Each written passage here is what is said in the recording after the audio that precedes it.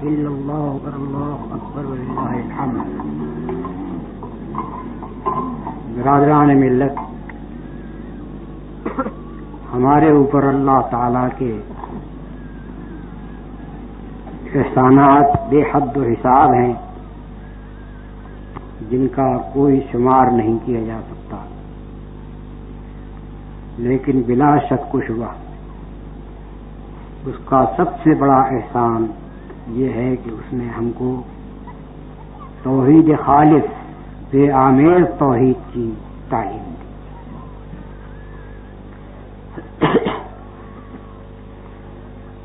اس نعمت کی صحیح قدر آپ اس وقت سمجھ سکتے ہیں جب اس امر پر غور کریں کہ شرک اور توحید میں کتنا بڑا فرق ہے۔ شرک کا لازمی نتیجہ یہ ہے کہ وہ انسان کو انسان سے پھاڑتا ہے۔ پوری انسانی تاریخ میں اس امر کی کوئی شہادت نہیں مل سکتی کہ تمام مشرکین کسی ایک معبود پر یا چند معبودوں پر جمع ہوئے ہوں اور اس میں ان پر اتفاق ہو۔ قبیلوں کے معبود الگ، مختلف زمانوں کے معبود الگ، کسی زمانے میں کوئی معبود پوجا جا رہا ہے اور کسی دوسرے زمانے میں اس معبود کا کوئی پوچھنے والا نہیں۔ اس طرح سے شرک انسان کو نہ صرف یہ کہ عقیدے کے اعتبار سے ایک دوسرے سے پھاڑتا ہے، بلکہ اس کے اندر چونکہ جمع کرنے کی صلاحیت نہیں ہے، متحد کرنے کی صلاحیت نہیں ہے، اس لیے جو تفریقے اس کی بدولت برپا ہوتے ہیں وہ پھر رفتہ رفتہ قوموں اور قبیلوں کے، زبانوں کے، رنگوں کے، وطنوں کے اور مختلف قسم کے اختلافات انسانوں میں پیدا کرتا ہے۔ پھر وہ اختلافات باہم آپس میں بڑھ کر ایک دوسرے کے خلاف نفرت کے جذبات پیدا کرتا ہے، ایک دوسرے کو ذلیل اور حقیر سمجھنے کے جذبات پیدا کرتا ہے، ایک دوسرے کے حق مارنے کے جذبات پیدا کرتا ہے، یہاں تک کہ آخر کار اس کی بدولت دنیا میں خونریزیاں ہوتی ہیں، قتل و غارت برپا ہوتی ہے، لڑائیاں ہوتی ہیں۔ جتنی لڑائیاں انسانوں میں ہوئی ہیں ان سب کے پیچھے کوئی نہ کوئی ایسا تعصب پایا جائے گا، کوئی نہ کوئی ایسا مفاد اور کوئی نہ کوئی ایسی غرض اور کوئی نہ کوئی ایسا مقصد پایا جائے گا جس کی جڑ میں اگر آپ تلاش کریں تو معلوم ہوگا کہ شرک کام کر رہا ہے، شرک اس کی بنیاد۔ اس کے برعکس توحید یعنی اللہ تعالی کی وحدت کو ماننا، حقیقت میں اس کی وحدت کو اس طرح ماننا کہ اس کے ساتھ کسی کو شریک نہ کیا جائے، کسی شرک کی آمیزش اس توحید کے ساتھ نہ ہونے پائے۔ اس کا لازمی نتیجہ یہ ہے کہ جتنے لوگ اس عقیدے پر قائم ہوں گے وہ ایک امت بنیں گے، ان کے اندر وحدت پیدا ہوگی، وہ ایک دوسرے کے رفیق اور ایک دوسرے کے بھائی بنیں گے۔ تاریخ میں اس کی کوئی مثال نہیں ملتی کہ ایک اللہ کی وحدانیت کے سوا کوئی دوسری چیز انسانوں کو جمع کرنے والی پائی جاتی ہے۔ اگر انسان جمع ہو سکتے ہیں تو صرف ایک معبود پر جو حقیقی معبود ہے اسی پر جمع ہو سکتے ہیں، اسی کے ماننے پر ان کے اندر اتحاد پیدا ہو سکتا ہے۔ اور جب کبھی ان کے درمیان اختلاف برپا ہوگا، تفرقہ برپا ہوگا، آپس کی نفرتیں اور آپس کے تعصبات پیدا ہوں گے تو اس کی وجہ توحید کے ساتھ کسی نہ کسی شرک کی آمیزش ہوگی۔ توحید کے ساتھ کسی دوسری چیز کو جمع کرنے کا لازمی نتیجہ تفرقہ ہے، اختلاف ہے اور ایک دوسرے سے عداوت ہے، ایک دوسرے سے تعصبات ہے۔ تو آپ غور کریں تو آپ کو معلوم ہوگا کہ توحید خالص کے سوا توحید امت کی اور کوئی شکل نہیں ہے۔ توحید امت توحید خالص کے بغیر ممکن ہی نہیں۔ اب اس کے بعد دیکھیے کہ اللہ تعالیٰ نے ہم کو صرف توحید کا عقیدہ ہی نہیں دیا ہے،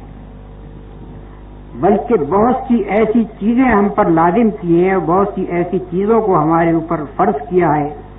بہت سی ایسی چیزیں ہمارے لیے فراہم کی ہیں جو اس وحدت میں مددگار بنتی ہیں، جن کی وجہ سے یہ وحدت تقویت پاتی ہے، جن کی وجہ سے مسلمان ایک دوسرے سے جڑتے اور ایک دوسرے کے قریب ہوتے ہیں۔ سب سے پہلے مثال کے طور پر نماز کو ملاحظہ کیجیے۔ 5 وقت کی نماز تمام دنیا کے مسلمانوں کے لیے، چاہے وہ دنیا کے کسی گوشے میں رہتے ہوں، یہی 5 وقت کی نماز ان پر فرض ہے۔ یہی اذان ہے جو وہ دیتے ہیں اور جس سے وہ پہچانتے ہیں کہ فلاں جگہ ہمارے بھائی موجود ہیں۔ اگر کسی اجنبی سرزمین میں بھی جہاں مسلمان بہت کم ہوں اذان کی آواز بلند ہوگی تو جو مسلمان بھی ہوگا اس کو معلوم ہو جائے گا کہ یہاں فلاں جگہ اللہ واحد خاص کی تعلیم کی عبادت ہونے والی ہے۔ 5 وقت کی نماز تقریباً متفقہ اوقات کے ساتھ ہوتی ہے۔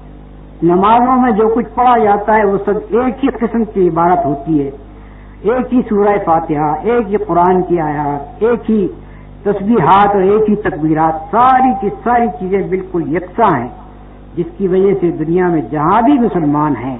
وہ سب ایک طرح سے نماز پڑھتے ہیں۔ تھوڑے بہت جزوی اختلافات کو چھوڑ دیجیے، لیکن مجموعی طور پر 5 وقت کی نماز اور اس کی حیث اور اس کی شکل اور اس میں جو کچھ پڑھا جاتا ہے وہ سارا کا سارا مشترک ہے۔ اسی طرح سے آپ دیکھیے روزے کو، یہ ہو سکتا تھا کہ اللہ تعالیٰ صرف یہ حکم دے دیتا کہ سال میں 30 روزے رکھ لو، چاہے کسی وقت رکھ لو، ہر مسلمان اپنی اپنی جگہ روزے رکھ لیا کرے، یہ حکم دیا جا سکتا تھا۔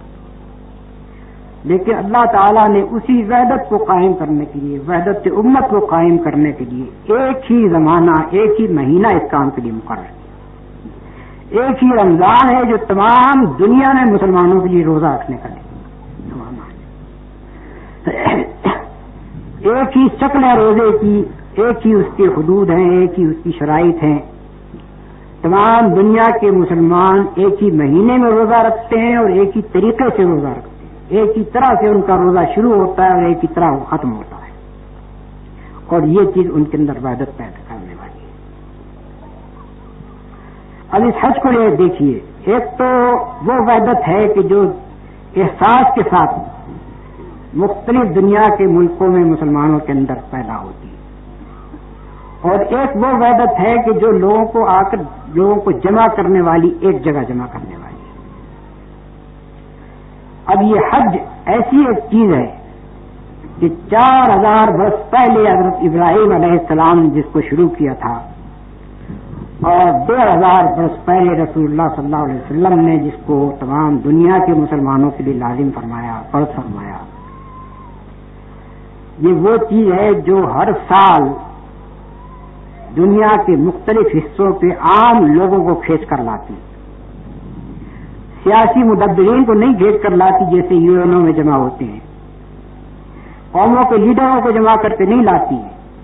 ہر قوم کے عوام کو لے کر آتی ہے تاکہ وہ ایک ساتھ آ کر جمع ہوں۔ ان کے اندر بڑے بھی ہیں اور چھوٹے بھی ہیں، ان کے اندر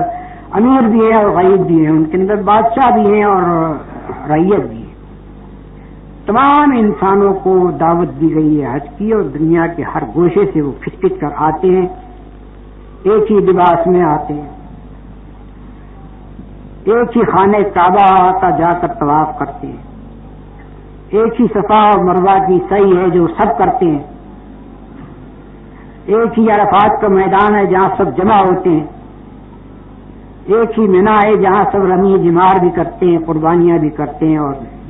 2-3 روز قیام بھی کرتے ہیں۔ اس طرح سے مسلمانوں کے اندر ہر سال تمام دنیا کے مسلمانوں کے اندر وحدت کا ایک قوی اور مضبوط ذریعہ پیدا کر دیا گیا ہے، ایک ایسا ذریعہ کہ جو ہمیشہ سے مسلمانوں کے لیے باہمی اتفاق کا اور مل کر اللہ تعالیٰ کی عبادت کرنے کا جذبہ پیدا کرتا ہے۔ اسی خانہ کعبہ کو اللہ تعالیٰ نے قبلہ قرار دیا، تاکہ دنیا میں جہاں بھی مسلمان ہو وہ اگر نماز پڑھے تو اسی خانہ کعبہ کی طرف پڑھے، خواہ وہ جنوب کا ہو، خواہ وہ شمال کا ہو، خواہ وہ مشرق کا ہو، خواہ مغرب کا ہو۔ اگر آپ نگاہ میں اپنے سامنے دنیا کا نقشہ لائیں تو آپ کو محسوس ہوگا کہ ایک خانہ کعبہ کی طرف تمام دنیا کے مسلمانوں کا رخ ہو رہا ہے، ہر طرف سے اس کا رخ ہو رہا ہے، اور یہ وہ چیز ہے کہ جو ان کے دل وحدت پیدا کرنے والی، جو ان کو ایک دوسرے کے ساتھ ملانے والی اور ان کے اندر یہ احساس پیدا کرنے والی ہے کہ تم ایک امت ہو، ایک خدا کے ماننے والے ہو، ایک رسول کی تعلیم پر تم کو جمع کیا گیا ہے، ایک خدا کی کتاب پر تم جمع کیے گئے ہو۔ یہ سارا احساس صرف اتنی سی بات سے کہ ایک خانہ کعبہ کو قبلہ بنا دیا گیا، یہ پیدا ہوتا ہے۔ پھر اس کے ساتھ آپ دیکھیے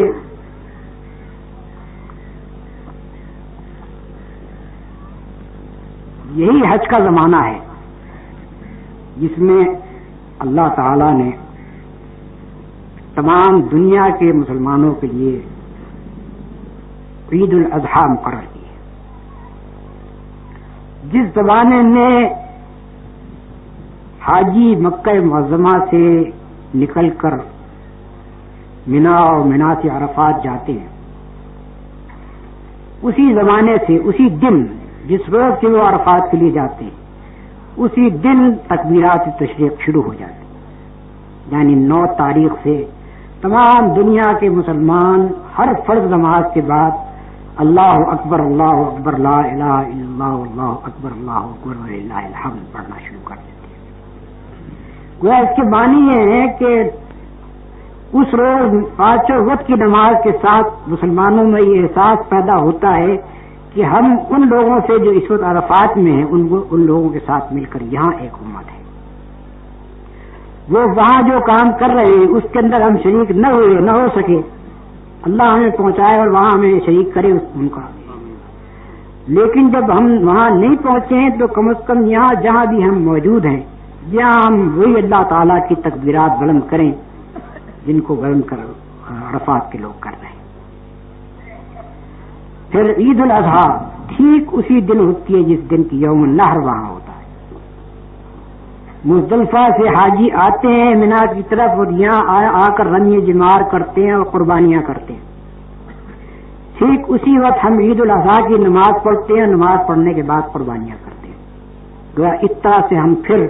ہمارے احساسات شامل ہو جاتے ہیں ان حجاج کے ساتھ جو دنیا بھر سے جمع ہوئے ہیں۔ دنیا کے ہر گوشے میں جہاں بھی مسلمان ہے وہ وہاں اسی طرح سے عید الاضحیٰ پڑھ کر اور اسی طرح سے قربانیاں کر کے حج کے سے مشرف ہونے والوں کے ساتھ شریک ہو جاتا ہے، اور اس کو محسوس ہوتا ہے کہ میں اسی امت کا ایک فرد ہوں جس امت کے لاکھوں آدمی اس وقت حج کر رہے ہیں۔ اور ساتھ ساتھ یہ ایام تشریق جو ہیں جب تک یہ ایام تشریق رہتے ہیں اس وقت تک 5 وقت کی نماز کے ساتھ ہر فرض کے بعد ہر مسلمان اللہ اکبر لا الہ الا اللہ اللہ اکبر وللہ الحمد پڑھتا رہتا ہے۔ شریعت میں یوم النحر اور اس کے بعد کا دوسرا دن، اس کے بعد کا تیسرا دن، اس کے بعد کا چوتھا دن، یہ ان کو ایام تشریق قرار دیا ہے۔ اگرچہ تیسرے دن حجاج کو اجازت ہے واپس آ جانے کی، لیکن گنجائش ہے چوتھے دن تک کی۔ اس وجہ سے ہم یہ تکبیرات چوتھے دن تک پڑھتے ہیں، یہاں تک چوتھے دن عصر کے وقت ہماری تکبیرات ختم ہوتی ہیں۔ گویا کہ ایک ایک لمحے اور ایک ایک موقع کے اوپر ہم نے اور وہ حجاج میں جو وہاں جمع ہوئے ہیں ایک وحدت پیدا ہوتی ہے، ایک ایسی چیز پیدا ہوتی ہے جس سے ہم کو یہ احساس ہوتا ہے کہ جو لوگ وہاں جمع ہوئے وہ اور ہم جو دنیا کے مختلف حصوں میں یہ نمازیں پڑھ رہے ہیں اور یہ تکبیرات تشریق کہہ رہے ہیں، یہ ہم سب کے ساتھ مل کر ایک امت ہے۔ اب غور کیجئے کہ اللہ تعالیٰ نے نہ صرف یہ کہ ہم کو توحید کا عقیدہ عطا فرمایا جو وحدت امت کا ضامن ہے، بلکہ اس کے ساتھ ایسی چیزیں ہم پر لازم کی جو اس عقیدے کو اور اس عقیدے کے ساتھ ہمارے جذبات کو عملی طور پر ایک دوسرے سے وابستہ کرتے ہیں۔ ہم ہمارے اندر عملی وحدت پیدا کرتے ہیں، صرف عقیدے کی وحدت کے اوپر اکتفا نہیں کی جاتی۔ اب اس کے بعد اس سے بڑی بدقسمتی اور شرمناک بدقسمتی کیا ہوگی کہ جس امت کی وحدت کے لیے اللہ تعالیٰ نے اتنا بڑا انتظام کیا ہے، جس امت کے سپرد یہ کام کیا کہ وہ دنیا میں اسی توحید کو پھیلائے تاکہ انسانیت پاساری کی ساری اس پر جمع ہو جائے اور وہ تمام اسباب ختم ہو جائے جن کی وجہ سے انسان کو ملک سمجھتا ہے، اچھوت سمجھتا ہے، قابل نفرت سمجھتا ہے، اپنا دشمن سمجھتا ہے، جس کی وجہ سے ایک دوسرے سے لڑتا ہے، ایک دوسرے پر چڑھ ڈالتا ہے، وہ تمام چیزیں ختم ہوں اور انسانیت اس توحید کے اوپر جمع ہو۔ تو ہمیں نہ صرف یہ کہ اس توحید پر جمع کیا گیا بلکہ اس کے ساتھ اس توحید کو تقویت پہنچانے کے لیے عملی تدابیر اختیار کی گئی اور ایسی تدابیر اختیار کی گئی جو مسلسل سال بھر، سال کے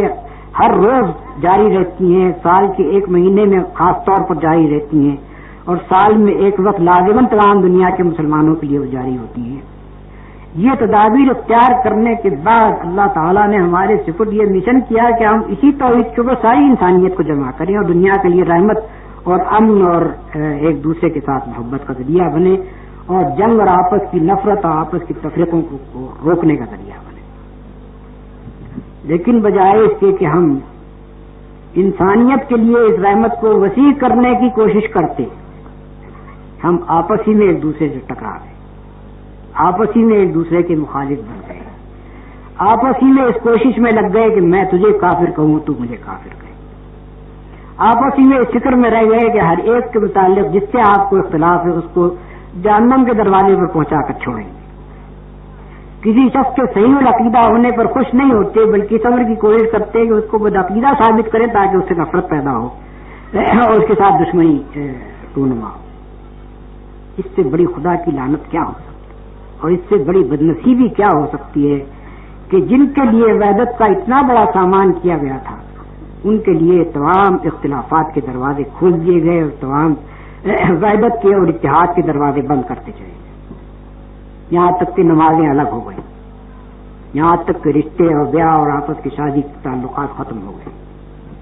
یہاں تک کہ ایک دوسرے سے اتنی نفرت پیدا ہو گئی کہ ایک آدمی دوسرے آدمی سے مصافحہ کر کے یہ سمجھتا ہے کہ اس کا ہاتھ گندا ہو گیا،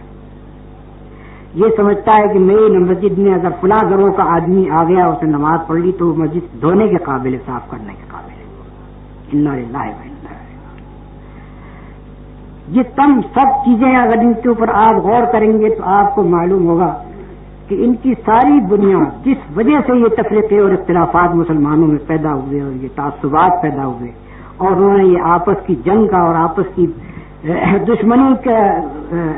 کی بنیاد فراہم کی، وہ سب کی جڑ میں ایک چیز ہے اور وہ یہ ہے کہ توحید کے ساتھ کسی نہ کسی اور چیز کی آمیزش کی جاتی ہے۔ اگر کسی اور چیز کی آمیزش نہ کی جائے تو خالص توحید کا لازمی خاصہ یہ ہے کہ وہ مسلمانوں میں وحدت پیدا کرے، لیکن جب دوسری چیزوں کی آمیزش کی جائے گی تو لازماً ایک گروہ کسی چیز کی آمیزش کرے گا، دوسرا گروہ کسی اور چیز کی آمیزش کرے گا، تیسرا گروہ کسی اور چیز کو لا کر توحید کے ساتھ ملائے گا، اور جب وہ اس کو ملائے گا تو پھر اس کے لیے یہ لازم ہو جائے گا کہ جو اس آمیزش کو، اس اضافے کو جو میں نے توحید کے اوپر کیا ہے، جو اس کو نہیں مانتا وہ کافر ہے۔ حالانکہ توحید کو ماننے والا مسلم آمیزش کو نہ ماننے والا کافر ہونے لگا۔ بعض ایسی چیزوں کی آمیزش کی گئی جن کا قرآن اور سنت میں کوئی ثبوت ہی نہیں ملتا، بعض ایسی چیزوں کی آمیزش کی گئی کہ جو حد سے حد مباحات کے درجے میں تھی مگر ان کو فرائض کے درجے میں اور رکن اسلام کے درجے میں لا کر شامل کر دیا گیا۔ اس کی وجہ سے مسلمانوں نے ایک دوسرے کو گمراہ قرار دینا، مسلمانوں نے ایک دوسرے کو کافر اور فاسق اور فاجر قرار دینا شروع کر دیا، ان کے درمیان آپس میں تعصبات پیدا ہوتے چلے گئے اور وہ تعصبات اتنے مستحکم اور اتنے مضبوط ہوتے چلے گئے کہ بعض گروہ ایسے ہیں کہ جو خانہ کعبہ کے حج کے لیے جاتے ہیں، اس مکان کے حج کے لیے جو تمام دنیا کے مسلمانوں کو ایک مرکز کی طرف متوجہ کرتا ہے، جو تمام دنیا کے مسلمانوں کے لیے وحدت کا ایک شعار ہے، وحدت کی ایک نشانی ہے، وہاں پہنچ کر بھی اپنے آمیزشوں سے باز نہیں آتے، وہاں پہنچ کر بھی بعض گروہ ایسے ہیں کہ جن کو حرم پاک میں نماز پڑھنے تک کی توفیق نصیب نہیں ہوتی. یہاں سے سفر کر کے جاتے ہیں اور حرم پاک پہنچ کر وہاں جا کر بھی اپنے ان اختلافات کو یاد رکھتے ہیں, ان اختلافات کو ختم نہیں کرتے بلکہ ان اختلافات پر تعصب برتتے ہیں اور حرم میں تمام دنیا کے مسلمانوں کے ساتھ مل کر نماز پڑھنے کے بجائے الگ نماز پڑھتے ہیں. مدینہ طیبہ جاتے ہیں بجائے اس کے کہ وہاں جا کر توحید کا سبق حاصل کریں, وہاں جا کر اس ہستی پر درود و سلام بھیجیں جس ہستی کی بدولت ہم کو توحید کی نعمت نصیب ہوئی ہے, عین اس جگہ جا کر شرک کرتے ہیں. جس نے عبادت کے قابل ہم کو بنایا تھا, جس نے ہم کو خدا واحد کی بندگی کے اوپر جمع کیا تھا, کوشش یہ کی جاتی ہے کہ اسی کا خدائی بھی شریک قرار دیا جائے. بعد ایسے بد نصیب بھی ہے کہ جو نماز پڑھتے پڑھتے مدینہ طیبہ کی مسجد میں, مسجد نبوی میں, یہ کائک اپنا رخ رسول پاک صلی اللہ علیہ وسلم کے مزار کی طرف کر دیتے ہیں. اور اگر ان سے کہا جاتا ہے کہ بھائی یہ کیا کر رہے ہو, تو جواب دیتے کہ یہ قبلوں کا قبلہ ہے. اس کے معنی یہ ہے کہ بجائے اس کے کہ وہاں سے ایمان تازہ کر کے آئیں, جو کچھ ایمان تھا وہ بھی کھو کر آتے. اس سے بڑی بدنصیبی کیا ہو سکتی ہے. اور پھر جو لوگ جن چیزوں کو غلط قرار دیتے ہیں وہ ان کو ہی الٹا کافر و فاسق و فاجر قرار دیتے ہیں, الٹا انہی کو گمراہ قرار دیتے ہیں. الٹا وہ یہ کہتے ہیں کہ یہ دین سے پھرے ہوئے ہیں, حالانکہ خود دین سے پھر گئے. اور مسلمانوں میں تفریقے اور اختلافات اور تعصبات اتنے بڑھا دیے ہیں کہ اب کسی جگہ بھی وہ جمع نہیں ہو سکتے, کسی بات پر بھی وہ متفق نہیں ہو سکتے. جہاں دوسرے ملکوں میں مسلمانوں میں ابھی یہ تفریقے نہیں پہنچے, وہاں پہنچ کر ان تفریقوں کو تازہ کرتے ہیں اور وہاں مسلمانوں کو ایک دوسرے سے لڑانے کا انتظام کرتے ہیں. یہاں تک کہ نوبت یہ پہنچتی ہے کہ غیر ملکوں کی غیر مسلم پولیس کو آ کر ان کے درمیان امن قائم کرنا پڑتا ہے, بجائے اس کے کہ ہم یہ بتاتے کہ ہم وہ لوگ ہیں جن سے بڑھ کر دنیا میں امن کا علم بردار کوئی نہیں تھا, جن سے بڑھ کر دنیا میں انسانوں کو جمع کرنے والا کوئی نہیں تھا. آج ہم ایسے تفرقے میں مبتلا ہیں کہ کافروں کو آ کر ہمیں ایک دوسرے کی کسر پھوڑنے سے روکنا پڑتا ہے اور ہماری مسجد پر کفر ڈالنا پڑتا ہے. یہ سوائے بدنصیبی کے اور کچھ نہیں, اور اس کا علاج سوائے اس کے کچھ نہیں ہے کہ جو لوگ یہ کام کر رہے ہیں وہ ایک مرتبہ یہ سوچیں کہ اب کبھی ہمیں مرنا ہے, خدا کے سامنے جائیں گے اور اللہ تعالیٰ پوچھے گا کہ یہ آمیزشیں جو تم نے میری توحید کے ساتھ کی, اس کا کیا ثبوت تمہارے پاس تھا, اس وقت کیا جواب دیں گے, کس چیز کو پیش کریں گے. اگر کسی بزرگ کا حوالہ دیں گے کہ پچھلے زمانے کے کسی بزرگ نے ہم کو یہ تعلیم دی, تو ہو سکتا ہے کہ وہ بزرگ وہیں کھڑے ہو کر کہیں کہ یہ جھوٹ بولتے ہیں, میں نے یہ تعلیم نہیں دی. جس طرح سے مشرکین کے متعلق قرآن مجید میں فرمایا گیا ہے کہ جن کی یہ بندگی کرتے ہیں قیامت کے روز وہ کھڑے ہو کر یہ کہیں گے کہ ہم نے ان کو ہرگز اپنی عبادت کرنے کے لیے نہیں کہا تھا, ہم نے ان کو ہرگز یہ نہیں سکھایا تھا کہ ہم سے دعائیں مانگو. یہ دعائیں ہمارا نام لے لے کر مانگتے تھے, ہمیں وہ پہنچی بھی نہیں, ہمیں معلوم بھی نہیں کہ ہم سے کون دعائیں مانگتا ہے. قرآن مجید میں واضح طور پر یہ کہا گیا ہے. تو یہ لوگ اس بات پر غور نہیں کرتے, کبھی خدا کے سامنے جانا ہے, وہاں جا کر جواب دہی کرنی ہے, وہاں یہ سوال کیا جانے والا ہے کہ یہ آمیزش ہے جو تم نے میری توحید کے ساتھ کی, اور یہ اضافے جو تم نے میرے دین کے اندر کیے جن کو تم نے لازم قرار دیا, یہ چیزیں جو زیادہ سے زیادہ مباح کے درجے میں تھی تم نے ان کو فرض رکن اسلام قرار دیا اور نہ کرنے والے کو گمراہ قرار دیا. یہ چیزیں جو تم نے بڑھائی جن کے لیے کوئی ثبوت قرآن و سنت میں موجود نہیں تھا, ان کا تمہارے پاس کیا جواب ہے. تو وہاں قبل اس کے کہ وہاں اس بات کی نوبت آئے کہ یہ سوال کیا جائے اور یہ لوگ سر جھکا کر کھڑے ہو کر اپنی گناہ کا اعتراف کریں اور جہنم کا ایندھن بنیں, اس سے بہتر یہ ہے کہ یہاں اس بات پر غور کر لیں کہ ہمیں اگر ہم سے سوال کیا گیا تو ہم کیا جواب نہیں کریں گے. ایسے ایسے سوالات چھوڑے جاتے ہیں اور ان کے اوپر مسلمانوں کو ایک دوسرے سے لڑایا جاتا ہے, اور مسجدیں الگ کی جاتی ہیں, نمازیں الگ کی جاتی ہیں, اور ایک دوسرے کے ساتھ تعصبات بڑھتے جاتے ہیں. ان چیزوں کے متعلق آخرت میں سوال بھی نہیں ہونا ہے کہ اس بارے میں تم کوئی عقیدہ رکھتے تھے یا نہیں رکھتے تھے. تو بجائے اس کے کہ ان چیزوں کی فکر کریں جن کے بارے میں خدا کے یہاں سوال کیا جانے والا ہے, فکر ان چیزوں کی کرتے ہیں جن کے بارے میں سوال تو نہیں کیا جائے گا کہ تم نے یہ عقیدہ رکھا تھا یا نہیں, البتہ یہ سوال رکھا جائے گا کہ یہ تم نے یہ عقیدہ ایجاد کہاں سے کیا, کس بنا پر تم نے مسلمانوں کو ایک دوسرے سے پاڑا, کہاں سے تم اس کا ثبوت لا سکتے ہو. یہ حالت ہے جس کی طرف میں نے مختصر طور پر آپ کو اشارہ کیا ہے یہ مسلمانوں کے اندر آج جتنے اختلافات اور آپس کے تعصبات اور تفریقے پائے جاتے ہیں ان سب کی جڑ یہ ہے کہ اصل دین جو اللہ تعالیٰ کا دیا ہوا ہے، اصل توحید جس پر اللہ تعالیٰ کا یہ دین قائم کیا گیا ہے،